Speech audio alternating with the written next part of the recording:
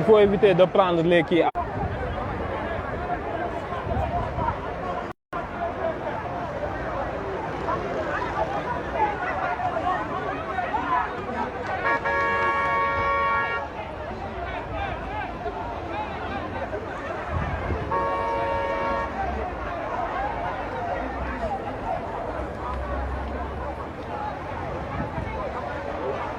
Donc, comme vous le voyez,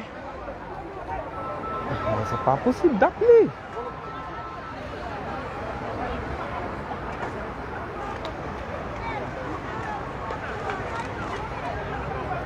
Donc voilà, ce qu'on soupçonnait vient d'arriver. Macky Sall dañoo yóbbu Sonko ak Barthélémy camp Abdou Diassé mu ne ñu dem leen ngeen ñibbi ay Khalifa Sall négocier ak moom ni boo leen ñibbee ñu bàyyi ñëpp dem ndekete c'était pour les arrêter pour inculper leen ñu ngi leen di waaj a inculper donc notifier leen actuellement ils sont en état d'arrestation alors que dañu waxoon ñibbi leen ñu gunge leen ñu ñibbi pour éviter ay attroupement donc VDN bi vient d'être bloqué donc situation baa ngi nii lii la nit ñi doon bañ ndekete Macky Sall il avait tout prévu. Donc VDN baa ngi nii bloqué totalement sur mu ngi noonu donc voilà et les heures commencent à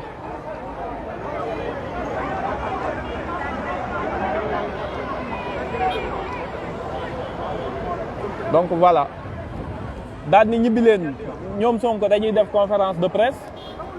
bàyyi nañ leen joxe ñëpp ni ñu évacuer leen ñu yóbbu leen ndekete ñoom préparer nañ leen ay inculpation kenn xamul nag lan lañ ci nar a def newoon na moom Ziguinchor ak Dakar dañ ko fi gagné du nangu ñu gagné ko donc maire di Ziguinchor ak Dakar du jóge ci opposition donc dina leen éliminer d'une façon ou d'une autre ñu ngi dem tribunal nga bloqué leen ñu ñibbi si nga jàpp leen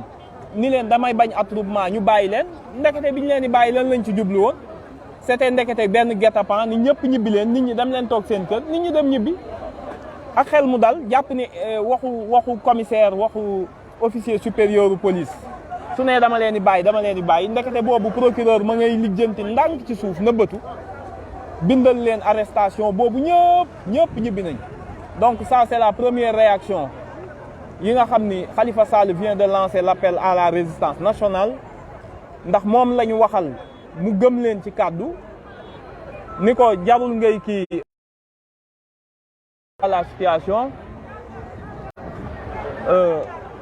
xamuñu la situation daal VDN baa ngi nii commencé nañ ko bloquer parce que jàpp ñu ne woon Macky Sall ñeme na def lii trahir parole am encore une fois ni nit ñi toog leen seen kër yi dara du xew xoolal Ousmane Sonko Barthélémy bàyyi nañ leen ndekete yoo boobu procureur ma ngay lijjanti ndànk lu kenn yëgul ma ngay toog di lijjanti lu mu jàppe gaa yi waxoon na day utiliser la force dootul bàyyi nit ñi dañ ko sous-estimer mais mu ngi noonu léegi nag Dakar est coupé en deux la VDN est coupée les leaders de la coalition unanimement ñu ngi fi docteur Babacar Diop Khalifa Sall Déthié Fall Sokhna Aïda Mbodj tout Diack Habib Sy ñoom ñëpp ñu ngi fi ils ont lancé l'appel à l'insurrection l'appel à la résistance nationale parce que nit yoo xam ne day dem tribunal nga woo ko fa jarul woon lii yëpp bàyyi ko mu ñibbi en plus ñoom ñu ngi ñibbi ñoom ñoo leen dab ni leen yàq seen convoi ni leen boo leen ñibbee nit ñi dañ leen di topp day créer attroupement donc dañ leen di ñaan ngeen may ñu ne ñu ngeen may ñu may leen ñu donc voilà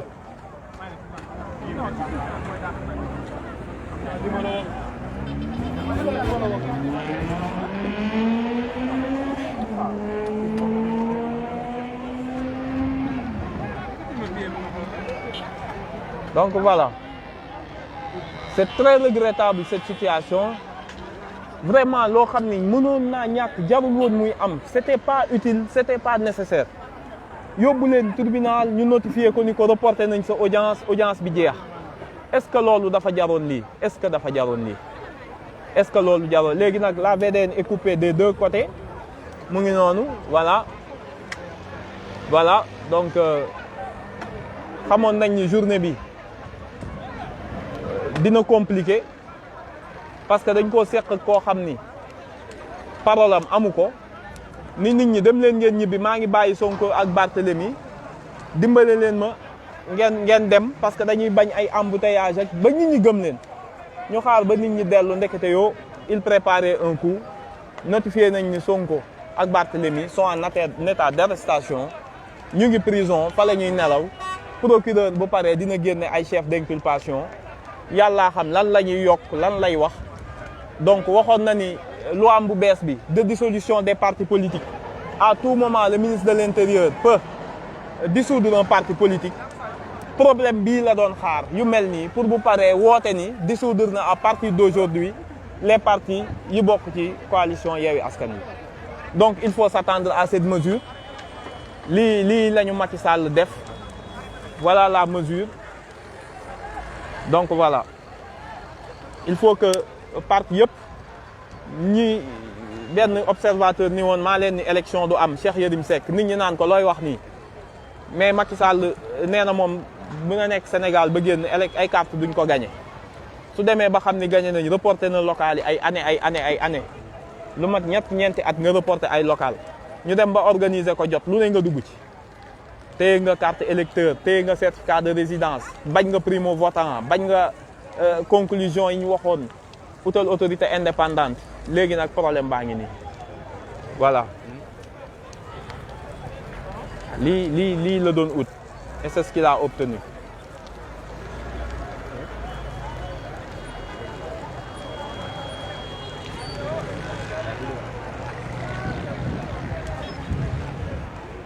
léegi Dakar est coupé en deux VDN bi c'est un point névralgique